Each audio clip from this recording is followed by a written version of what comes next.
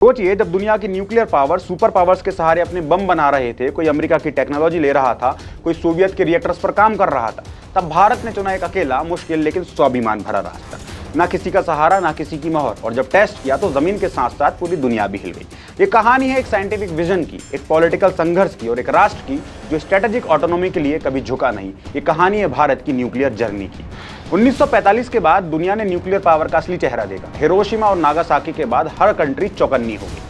पर इंडिया में एक साइंटिस्ट था जो इस ताकत को सिर्फ युद्ध के लिए नहीं बल्कि राष्ट्र निर्माण के लिए भी देख रहा था, जिसका नाम था डॉक्टर होमी जहांगीर भाभा। भाभा ये जानते थे कि इंडिया के पास यूरेनियम नहीं है लेकिन थोरियम का भंडार है, तो उन्होंने रोड मैप बनाया 100 साल आगे तक का, फुल इंडिजिनस एनर्जी सिक्योरिटी का।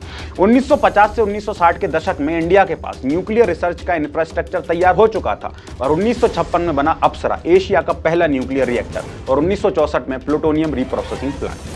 लेकिन प्रधानमंत्री नेहरू ने यह क्लियर कर दिया था कि we will not make bombs even if we can. ये स्टांस शायद आइडियलिस्टिक था लेकिन जियोपॉलिटिकल रियलिटी से काफी अलग था। और 1962 में चाइना का अटैक हुआ और 1964 में चाइना ने अपना पहला न्यूक्लियर बम टेस्ट किया। तब भी इंडिया ने डायरेक्ट रिस्पॉन्स नहीं दिया, एक मोरल हाई ग्राउंड मेंटेन करने की कोशिश की।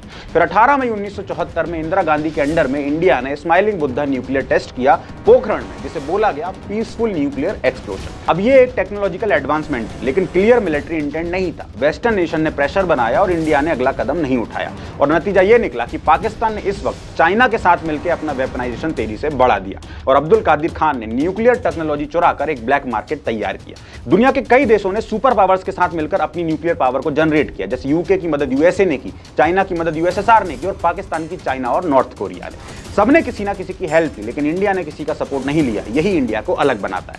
1974 के बाद भी कांग्रेस सरकारें आई लेकिन किसी ने वेपनाइजेशन नहीं किया। मोरारजी देसाई ने तो खुलकर इसका विरोध किया। वहीं राजीव गांधी ने तो 1988 में यूएन में यह प्रपोज किया कि 2008 तक पूरी दुनिया न्यूक्लियर फ्री हो जाए। जब पाकिस्तान ओपनली बम बना रहा था, इंडिया वर्ल्ड को डिसआर्मामेंट का लेक्चर दे रहा था। फिर 1994 प्रधानमंत्री पीवी नरसिम्हा राव ने सीक्रेटली टेस्ट को प्लान किया लेकिन यूएस सैटेलाइट्स ने हमें पकड़ लिया और क्लिंटन एडमिनिस्ट्रेशन का प्रेशर आया और टेस्ट कैंसिल करना पड़ा। अब इसका कंक्लूजन ये निकला कि भारत के पास टेक्नोलॉजी थी, साइंटिस्ट थे, लेकिन पॉलिटिकल विजन की कमी थी। इसके बाद मार्च 1998 में बीजेपी गवर्नमेंट आई और प्रधानमंत्री अटल बिहारी वाजपेयी ने मैनिफेस्टो में लिखा था कि न्यूक्लियर पॉलिसी को रीइवैल्यूएट करेंगे।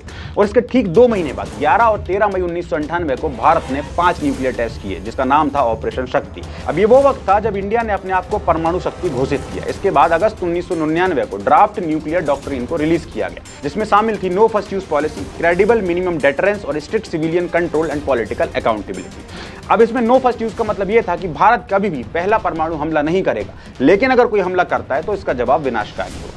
अब भारत ने टेस्ट तो कर लिया लेकिन दुनिया को ये रास नहीं आया। यूएस, जापान और यूरोप ने इंडिया पर सैंक्शंस लगा दिए और यूएन ने भी हमारे इस कदम को कंडेम किया। पर वाजपेयी गवर्नमेंट ने सैंक्शंस को प्री कैलकुलेट किया था, इसलिए ज्यादा पैनिक नहीं हुआ और दुनिया ने धीरे धीरे इंडिया को रिस्पॉन्सिबल न्यूक्लियर पावर माना। और फिर 2008 में US India civil nuclear deal sign हुई मनमोहन सरकार के दौर में।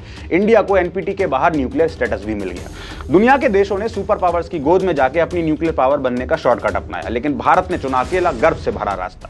होमी भाभा का विजन, अटल जी का डिसीजन और साइंटिस्ट की तपस्या ने मिलकर एक ऐसा मॉडल दिया जहां राष्ट्र की रक्षा का असली मतलब था अपने दम पर तैयार रहना। यही इंडिया की असली न्यूक्लियर जर्नी थी, एक कहानी जो सिर्फ टेक्नोलॉजी की नहीं पर राष्ट्र नीति और स्वाभिमान की भी थी।